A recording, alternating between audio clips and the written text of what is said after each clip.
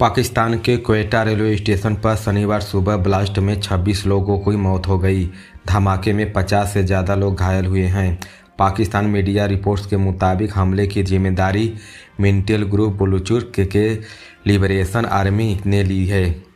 BLA प्रवक्ता ने कहा कि आत्मघाती हमले को मस्जिद ब्रिगेड यूनिट के अंजाम दिया है।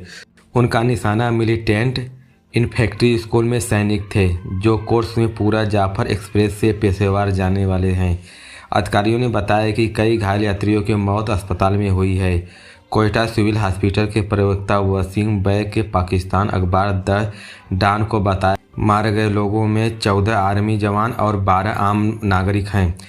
उधर अधिकारियों ने इस बात की पुष्टि नहीं की है कि इस हमले के पीछे बीएलए है। उन्होंने कहा कि शुरुआती जांच में यह सुसाइड ब्लास्ट लग रहा है। Pakistani news website Tribune express की रिपोर्ट के मुताबिक जाफर एक्सप्रेस में प्लेटफार्म पर पहुंचने से ठीक पहले यह हादसा हुआ है। क्वेटा में एक सीनियर पुलिस अफसर ने कहा कि ट्रेन को 9 बजे पेशावर के लिए रवाना होना था। हादसे के वक्त यात्री ट्रेन का इंतजार कर रहे थे। उन्होंने कहा कि ब्लास्ट के वक्त प्लेटफार्म पर 100 से ज़्यादा लोग थे। कुछ रिपोर्ट्स में कहा जा रहा है कि धमाका बुक ऑफिस के पास हुआ। बीएलए ने पुल उड़ाया था। 1.5 महीने बाद शुरू हुई ट्रेन। 26 अगस्त को बीएलए ने रेलवे पुल को ब्लास्ट से उड़ा दिया था। इसके बाद क्वेटा और पेशावर के बीच रेल सेवा बंद हो गई। करीब 1.5 महीने के बाद 11 अक्टूबर से दोबारा दोनों शहरों के बीच ट्रेनिंग शुरू हो गई थी। 9 अक्टूबर को क्वेटा पेशावर जाने ट्रेन में आमने सामने रेलवे स्टेशन पर ब्लास्ट कर दिया। पाकिस्तान के प्रधानमंत्री शहबाज शरीफ ने हमले की निंदा की है। उन्होंने कहा कि दोषियों को कड़ी से कड़ी सजा दी जाएगी। बलूचिस्तान मुख्यमंत्री सरफराज बुर्की ने घटना के बाद इमरजेंसी मीटिंग बुलाई और तुरंत जांच की आदेश दे दिया। ब्लास्ट के बाद घटनाओं के क्वेटा में सिविल अस्पताल में जाया जाएगा। अस्पताल इमरजेंसी घोषित कर दी गई है। संकट से निपटने के लिए दूसरे अस्पताल भी डॉक्टर्स नर्स बुलाए गए हैं। अस्पताल के मुताबिक फिलहाल 46 का इलाज हो रहा है। अखिलेश यादव ने लखनऊ पार्टी कार्यालय पर 2016 में नोटबंदी के दौरान पैदा हुए खजांची यादव का 7वीं बार बर्थडे मनाया। खजांची को लड्डू खिलाया, बर्थडे गिफ्ट में साइकिल दी। खजांची के अखिलेश कविता सुनाई। अखिलेश ने ही बच्चे का नाम खजांची रखा है। उसका यह 8वां जन्मदिन है। सिर्फ 2018 में अखिलेश यादव खजांची बर्थडे में शामिल नहीं हुए थे। अखिलेश यादव ने प्रेस कॉन्फ्रेंस कहा कि जो एनकाउंटर वाले हैं उनका एनकाउंटर शुरू हो गया है, इसलिए घबराते हुए भाषण भी बदल गई है। उनसे कहिए बारूद बिछाना छोड़ दें। वही खजांची यादव ने दैनिक भास्कर से कहा, मुझे बहुत अच्छा लग रहा है, मुझे गाड़ी और साइकिल गिफ्ट में मिली है। संत समाज के बीच झगड़े करवाए जा रहे हैं। जो खुद से बड़ा किसी और को नहीं मानते वे कैसे योगी हैं। जो जितना बड़ा संत होता है वह उतना ही कम बोलता है, और जो बोलता है वो गणना कल्याण के लिए, इसलिए उसके प्रवचन कहलाते हैं। कोई व्यक्ति वस्त्र नहीं वचन से योगी होता है। नोटबंदी का असर स्लो पॉइजन जैसा हुआ है।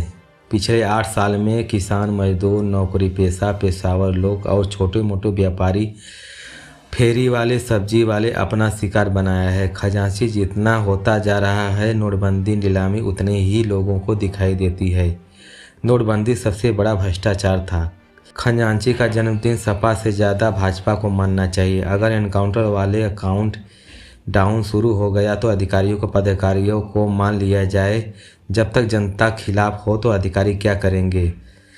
अब सरकार के उतने ही दिन रह गए हैं जितने दिन रह चुके हैं। अब कम बोलेंगे तो उनकी सच्चाई छिपी रहेगी।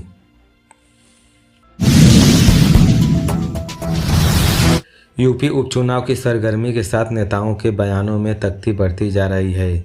करहल में सपा नेता शिवपाल यादव के भाजपा पर निशाना साधा। कहा, अगर चुनाव में धांधली हुई तो जनता इसका सही जवाब देगी। जनता सबके बारे में जानती है। वो इस बार सपा को ही वोट देगी। 9 की 9 सीट सपा जीत रही है। ड्यूटी ज्वाइन करने से पहले सभी अधिकारी संविधान की शपथ लेते हैं, इसलिए मैं एसडीएम से निवेदन करूंगा कि सभी अधिकारी निष्पक्षता से अपने कर्तव्यों का निर्वहन करें। लखनऊ में सपा कार्यालय के बाहर एक पोस्टर लगाया गया है। इस पर लिखा है, तुम बटने कटने का राग लिखो, हम तारीख का हिसाब लिखेंगे। तुम नफरत का योग लिखो, हम तरक्की का संयोग लिखेंगे। तुम जमीन का जुल्म लिखो, हम आसमान की पीड़ित ये इकबाल लिखेंगे। मैनपुरी करहल के सपा प्रत्याशी तेज प्रताप यादव ने बीजेपी पर निशाना साधा। कहा, बीजेपी ने यादव समुदाय के फूट डाल रही है। इसी मकसद से यादव प्रत्याशी खड़ा किया है, लेकिन लड़ाई व्यक्ति की नहीं, विचार की है। इधर फूलपुर की सीट के बेटे दीपक को विधायक बनाने के लिए सांसद मां केसरी देवी पटेल मैदान में उतर गई हूँ। वह हर दिन 15-16 घंटे प्रचार कर रही है। लोगों ने कह रही हैं कि मुझ सांसद बनाया, अब मेरे बेटे को आशीर्वाद दीजिए। वहीं भाजपा प्रदेश अध्यक्ष भूपेंद्र चौधरी ने कहा कि अखिलेश को उसके कार्यकर्ताओं ही चुनाव हराएंगे। अखिलेश को सपा नेताओं द्वारा किए गए कृत्रिमों का जवाब देना होगा, जो उसके पास नहीं है। सपा कार्यालय में अखिलेश के अनदेखी के हिसाब करेंगे। हरदोई में भाजपा के राष्ट्रीय महासचिव राज्यसभा के वरुण सिंह ने अखिलेश यादव को नोटबंदी वाले बयान पर जवाब दिया। उसकी प्राथमिक हमेशा अपराधियों को शरण देना, दंगे करवाना और जमीन कब्जा करने वाले प्रोत्साहन करना रही। सपा सरकार के दौरान राज्य गुंडागर्दी में अराजकता चरम पर थी और अखिलेश इनको संरक्षक देते हैं। करहल में सपा नेता शिवपाल यादव ने भाजपा पर निशाना साधा। कहा, अगर चुनाव में धांधली हुई तो जनता इसका सही जवाब देगी। जनता सबके बारे में जानती, वो सपा को वोट ही देगी। 9 सीट पर सपा जीत रही है। भारत और कनाडा के बीच जारी कूटनीतिक विवाद के बीच कनाडा के प्रधानमंत्री जस्टिन ट्रूडो ने बयान दिया है। उन्होंने पहली बार माना है कि कनाडा में खालिस्तान समर्थक मौजूद हैं। हालांकि उन्होंने यह भी कहा कि ये लोग पूरे सिख समुदाय के रिप्रेजेंट नहीं करते। ट्रूडो ने यह बात 8 नवंबर को कनाडा वाई संसद पार्लियामेंट में आयोजित दीपावली समारोह में कही। उन्होंने यह भी कहा है कि कनाडा में रहने वाले कई हिंदू पीएम मोदी के समर्थक भी हैं, लेकिन वे पूरे कनाडा हिंदू समाज प्रतिनिधित्व नहीं करते। दरअसल भारत का आरोप है कि कनाडा खालिश आतंकियों के शरण देता है। इस पर आरोप अब तक कनाडा पीएम और अन्य मंत्री खारिज करते आए हैं। ऐसे में ट्रूडो का बयान काफ़ी अहम माना जा रहा है। रिपोर्ट के मुताबिक कनाडा सरकार अपने आने वाले अप्रवासियों की संख्या में कटौती करना चाहती है। इस वजह से यह कदम उठाया गया है। सरकार ने अपनी वेबसाइट पर बताया है कि हम दुनिया में सभी छात्रों को समान अवसर प्रदान करना चाहते हैं। इसलिए कुछ देशों के लिए शुरू हुई स्टूडेंट डायरेक्ट स्ट्रीम को बंद करने का निर्णय लिया है। अब यह दुनिया में सभी छात्र समान रूप से स्टूडेंट वीज़ा के लिए आवेदन कर सकते हैं। कैंसर ने बताया कि मैं जब 10वीं क्लास में था तब मेरे इलाके में आतंकी घटना हुई। इसके बाद सेना ने मेरे सहित 32 लोगों को पूछताछ की थी। आतंकियों ने शामिल एक युवक ने मैंने जानने की बात स्वीकार की थी, क्योंकि मैं उसके इलाके में रहता था। कैंसर ने कहा, मेरे इस जवाब पर मुझे पीटा गया। आतंकी हमले के दौरान मौके पर मौजूद होने की बात कही गई। क्या बनना चाहता हूँ, तब मैंने कहा था आतंकवादी। अधिकारी ने इसका कारण पूछा तो मैंने कहा कि मुझे बहुत यातनाएं झेलनी पड़ी है। ये सुनने के बाद उस अधिकारी ने अपने जूनियर अधिकारी को सभी को सामने डांटा। उसके इस व्यवहार के बाद मेरा व्यवहार फिर से विश्वास जागा था। कैंसर जमशेद लोन पहली बार विधायक बने हैं। उन्होंने कुपवाड़ा जिले की लोलबाग विधानसभा सीट से जीत हासिल की है। महाराष्ट्र विधानसभा चुनाव के लिए प्रधानमंत्री नरेंद्र मोदी ने लगातार दूसरे दिन रैली की। उन्होंने शनिवार को अकोला के एक बार फिर एक हैं तो सेफ हैं का नारा दिया। इससे पहले 8 नवंबर को नासिक और धुले की रैली में भी उन्होंने यही नारा लगाया था। आज अकोला की रैली में पीएम ने निशाने पर एक बार फिर कांग्रेस ही रही। उद्धव ठाकरे और शरद पवार के बारे में एक शब्द नहीं बोला। उन्होंने कहा, जम्मू कश्मीर विधानसभा के आर्टिकल 370 की वापसी की मांग हो रही है। कांग्रेस और उसके सहयोगी समर्थक करते हैं। पाकिस्तान भी यही चाहता है। पीएम ने कहा, कांग्रेस की सरकार जिस राज्य में बन जाती है वह राज्य शाही परिवार के लिए एटीएम बन जाता है। उन्होंने प्रदेश के तेलंगाना और कर्नाटक सरकार का जिक्र किया। कहा, चुनाव महाराष्ट्र में है और वसूली इस राज्यों में डबल हो गई है। आप अंदाज़ा लगाते हैं कि चुनाव जीतने के बाद क्या होगी। बोले, एक बार फिर समुदाय के लिए आज मांगने आया हूं। आज 9 नवंबर है। ये तारीख बहुत ऐतिहासिक है। आज ही के दिन 2019 में देश की सर्वोच्च अदालत ने राम मंदिर पर फैसला दिया था। 9 नवंबर की तारीख इसलिए याद की जाएगी, सुप्रीम कोर्ट ने फैसले के बाद हर धर्म को लोगों को संवेदनशील का परिचय दिया। ये राष्ट्र प्रथम भावना है। पीएम ने जय श्री राम का नारा भी लगाया। मोदी बोले, कांग्रेस अच्छी तरह जानती है जितना देश कमज़ोर होगा उतना ही वे मजबूत होंगे। कांग्रेस मजबूत होती है तो देश मजबूत होता है। कांग्रेस विभिन्न जातियों के बीच विभाजन पैदा करती है। इसे हमारी जातियों में कभी एकजुट नहीं होने दिया। अगर हमारी जातियां एकजुट नहीं होंगी और एक दूसरे के समर्थन संघर्षशील नहीं रहेंगी तो कांग्रेस इसका फ़ायदा उठाएगी। आपको सचेत रहना होगा। याद रखें, एक हैं तो सेफ हैं। मोदी बोले, जहां कांग्रेस की सरकार बन जाती है वहां राज्य में शाही परिवार के एटीएम बन जाता है। इन दिनों हिमाचल प्रदेश, तेलंगाना, कर्नाटक और राज्य जैसे शाही परिवार के एटीएम बने हुए हैं। लोग बता रहे हैं कि इन दिनों महाराष्ट्र के चुनाव के नाम पर कर्नाटक में वसूली डबल हो गई है। प्रधानमंत्री ने कहा, चुनाव महाराष्ट्र में है और वसूली कर्नाटक, तेलंगाना। आरोप है कि कर्नाटक में इन लोगों को शराब दुकानों से 700 करोड़ रुपए वसूली कराई गई। आप अंदाज़ा लगा सकते हैं कि चुनाव जीतने के बाद क्या लूट होगी। महाराष्ट्र चुनाव प्रचार के बीच कांग्रेस शामिल तेलंगाना, हिमाचल प्रदेश के मुख्यमंत्री और कर्नाटक के डिप्टी सीएम ने बीजेपी के आरोपों का जवाब देने प्रेस कॉन्फ्रेंस की। इस दौरान डीके शिव कुमार ने कहा कि बीजेपी नेताओं पर आभार कि उन्होंने हमें देश में लोगों को सामने भारतीय जनता पार्टी का झूठा सामने लाने के मौका दिया। कांग्रेस ने यह भी कहा कि बीजेपी का झूठ हर जगह बड़े बड़े विज्ञापनों में देखने मिल रहा है। उसे भारतीय झूठ पार्टी कहा गलत नहीं होगा।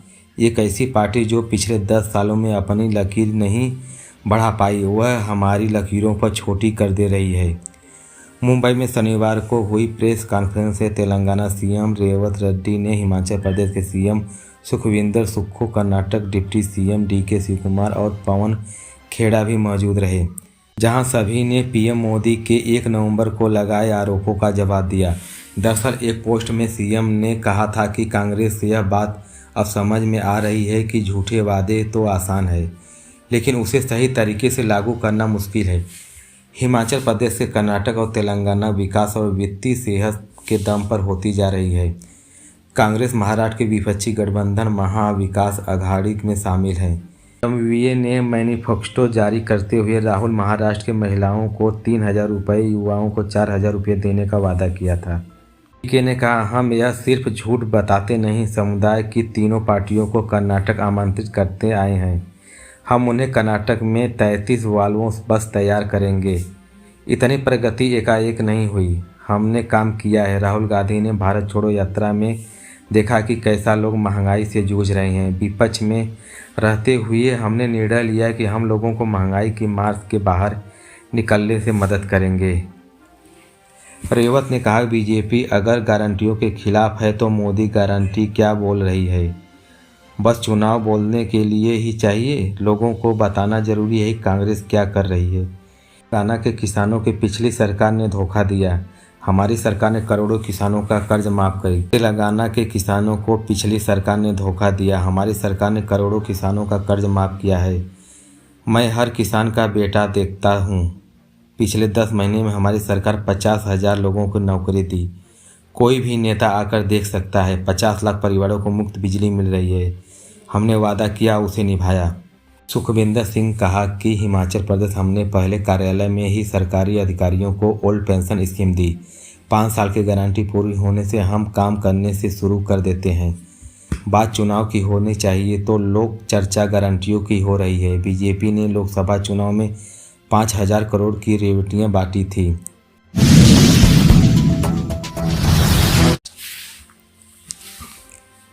टीम इंडिया चैंपियन ट्रॉफी के लिए पाकिस्तान नहीं जाएगी।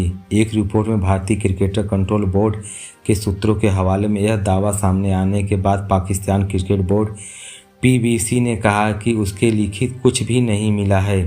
हाइब्रिड मॉडल पर हमने अभी तक किसी चर्चा नहीं की। इंडियन एक्सप्रेस की रिपोर्ट में 8 नवंबर को बीसीसीआई सूत्रों के हवाले दावा किया था कि टीम इंडिया पाकिस्तान नहीं जाएगी। इस संबंध में बीसीसीआई और पीबीसी को लेटर लिखा है। रिपोर्ट के मुताबिक बीसीसी ने अपने मैच दुबई खेलने की इच्छा जताई है। हाइब्रिड मॉडल के मेजबान देश से बाहर मैच कराए जाते हैं। चैंपियन ट्रॉफी ड्राफ्ट शेड्यूल के मुताबिक टूर्नामेंट अगले साल 19 फरवरी और 9 मार्च को खेला जाएगा। इवेंट में मैच कराची, लाहौर और रावलपिंडी हो सकते हैं। इस रिपोर्ट आने के बाद कुछ ही देर बाद शुक्रवार को ही पीसीबी चीफ मोहसिन नकवी के लाहौर मीडिया से बातचीत की। उन्होंने कहा, मुझे लिखित कुछ भी नहीं मिला है। अगर हमें लिखित में कुछ मिलता है तो तुरंत इसके आपको सरकार के साथ शेयर करूंगा। उन्होंने आगे कहा कि आज तक किसी ने हमारे साथ हाइब्रिड मॉडल पर चर्चा नहीं की है और न ही हम इस पर बात करने को तैयार हैं। हाल के सालों में पाकिस्तान ने कई बार अच्छा व्यवहार किया है। भारत को हाल ही में न्यूजीलैंड से खेली गई टेस्ट सीरीज 3-0 से हार का सामना करना पड़ा था। इस हार के बाद गुरुवार को भारतीय क्रिकेट कंट्रोल बोर्ड बीसीसीआई ने रिव्यू मीटिंग की। मीटिंग 6 घंटे तक चली। इसमें कप्तान Rohit Sharma, head coach Gautam Gambhir, selection committee head Ajit Agarwal के साथ बीसीसीआई सचिव शाह और अध्यक्ष रोजर विन्नी के मौजूद रहे। इसमें मुंबई टेस्ट के रैंकिंग ट्रेनर पिच का सिलेक्शन जयप्रीत बुमराह को आराम देता और गौतम गंभीर की कोचिंग स्टाइल चर्चा में की गई। न्यूजीलैंड ने भारत के खिलाफ 3 मैचों की सीरीज 3-0 जीती थी। बीसीसीआई रिपोर्ट के मुताबिक के अधिकारी इस बात से खुश नहीं थे कि तेज गेंदबाज और टीम के उप कप्तान बुमराह को तीसरे टेस्ट के लिए आराम दिया जाए। मैं सुबह बीसीसीआई के एक बयान में कहा कि जयप्रीत वायरल फीवर से पूरी तरह से उबर नहीं पाए हैं और मुंबई के होने वाले तीसरे टेस्ट के लिए उपलब्ध नहीं हैं। बुमराह ने शुरुआती 2 टेस्ट मैचों में 41 ओवर में 42.33 की औसत केवल 3 विकेट लिए। उनकी गैर मौजूदगी में भारत के खराब फॉर्म में चल रहे मोहम्मद सिराज को तीसरे मैच के खिलाया, जो 1 विकेट नहीं ले पाए। वहीं मुंबई में रैंक टचर पिच के सिलेक्शन को लेकर भी चर्चा की गई। टीम ने पुणे में इस तरह की पिच पर हारने के बाद मुंबई भी रैंक टर्नर पर खेला। यहां भारत में 25 रन के हार का सामना करना पड़ा। एक सूत्र के टाइम्स ऑफ इंडिया को बताया कि बीबीसी सचिव जय शाह, रोहित गंभीर और अवध गावस्कर के बीच करीब 6 घंटे तक बैठक हुई। कीवी के खिलाफ टेस्ट सीरीज में मिली हार का रिव्यू अलावा ऑस्ट्रेलिया में होने वाले बॉर्डर गावस्कर सीरीज की तैयारी लेकर भी विचार विमर्श किया गया। न्यूजीलैंड के तीसरे टेस्ट में भारत को 25 रन से हरा दिया। टीम ने इसी के साथ मैचों की तीसरी सीरीज 3-0 से जीत ली। कीवी ने पहली बार भारत टेस्ट में सीरीज जीती है। सीएम योगी ने करहल के चुनाव रैली में अखिलेश यादव पर निशाना साधा। नाम लिए बिना कहा, बबुआ अभी बालिग नहीं हुआ। नेताजी पार्टी की हालत देखते होते हुए दुखी होंगे। पूरी पार्टी का सत्यापन नाश कर दिया, कांग्रेस के आगे गिरवी रख दी। उन्होंने कहा कि बबुआ अभी कभी कभी ऐसा काम देखा है कि मैनपुरी वालों के सामने संकट खड़ा हो जाता है। भाजपा ने अयोध्या के लिए जो कहा था वह पूरा कर दिया है। अब वह मथुरा के लिए भी कहते हैं। कृष्ण लला आएंगे, पावन भूमि पे सम्मान दिलाएंगे। कृष्ण लला आएंगे, पावन भूमि को सम्मान दिलाएंगे। अखिलेश को वोट चाहिए लेकिन श्री कृष्ण का सम्मान नहीं चाहिए। वह घेड़ा करते हैं। करहल के बाद योगी ने कानपुर के शीशामऊ सीट पर जनसभा की। यहाँ उन्होंने इरफान सोलंकी पर निशाना साधा। कहा, सपा के दंगाइयों को गले लगाया। दंगा करने वाले जेल में हैं लेकिन सफाई में निर्दोष मानते हैं। यहाँ योगी ने पहुँचने से पहले काली साड़ी पहनकर आई एक महिला को जनसभा को आने से रोक दिया गया। शनिवार को सबसे पहले सीएम योगी ने अलीगढ़ में खैर से जनसभा की। इस दौरान अलीगढ़ मुस्लिम यूनिवर्सिटी के अल्पसंख्यक दर्जों को लेकर यूनिवर्सिटी के मुस्लिम 50% आरक्षण मिलता है। ये व्यवस्था लोग खुद करते हैं, कैसे हो सकता है? इसमें भारत का भी पैसा लगा है। इसके अनुसूचित जाति, अनुसूचित जनजाति पिछड़ों को भी आरक्षण मिलना चाहिए। योगी ने कहा कि शीशामऊ के पास आज अवसर कानपुर का विकास हो तो उसके शीशामऊ के पिछड़ा नहीं होना चाहिए, उसके भी आगे बढ़ना चाहिए। मथुरा के लिए और काशी के लिए क्यों इंतजार करना पड़ रहा है? अगर हम बटेंगे तो कटेंगे, एक रहेंगे तो सेफ रहेंगे। योगी ने कहा कि 500 साल बाद अयोध्या में रामलला विराजमान हो गए हैं। मैं कहने के लिए आया हूं कि 2017 में पहले समाजवादी पार्टी हर दुष्कर्मी और अराजक तत्व को साथ लेकर चलते थे। योगी ने कहा कि आज राजू पाल और उमेश पाल की हत्या होती है, उसके पास सुरक्षा के लगे वो जवान का दोष। ये लोग सुरक्षा से खिलवाड़ करने के बाज नहीं आने वाले। सपा ने दंगाइयों को गले लगाया। योगी ने इरफान पर हमला बोलते हुए कहा कि दंगाई कराने वाले जेल में है, लेकिन सपाई उनके निर्दोष मानती है।